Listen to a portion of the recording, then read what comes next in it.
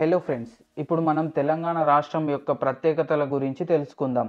తెలంగాణ రాష్ట్రానికి రాజధాని హైదరాబాద్. తెలంగాణ అనగానే మనకు గుర్తుకు వచ్చేది ఎన్నో పోరాటాలు, త్యాగాలు. అలాగే హైదరాబాద్ అనగానే మనకి గుర్తుకు వచ్చేది హైదరాబాద్ బిర్యానీ, చార్మినార్, ఇరానీ చాయ్, హుస్సేన్ సాగర్, ఖైరతాబాద్ గణేష్. ఈ తెలంగాణ రాష్ట్రానికి గొప్ప చరిత్ర ఉంది. దీనిని శాతవాహనులు, చాళుక్యులు, కాకతీయులు మరియు కుతుబ్ షాహీలు వంటి వివిధ రాజవంశాలు పాలించాయి. 16వ శతాబ్దం ప్రారంభంలో ఈ ప్రాంతాన్ని మొఘలులు జయించారు. తర్వాత ఇది హైదరాబాద్ నిజాంల నియంత్రణలోకి వచ్చింది. 1960లలో ప్రారంభమైన తెలంగాణ ఉద్యమం ఈ ప్రాంతంలోని తెలుగు మాట్లాడే జనాభా కోసం ప్రత్యేక రాష్ట్రాన్ని సృష్టించడం లక్ష్యంగా పెట్టుకుంది. 2000 సంవత్సరం ప్రారంభంలో ఈ తెలంగాణ ఉద్యమం ఊపందుకుంది. ఇది 2014లో తెలంగాణ ఏర్పాటుకు దారితీసింది.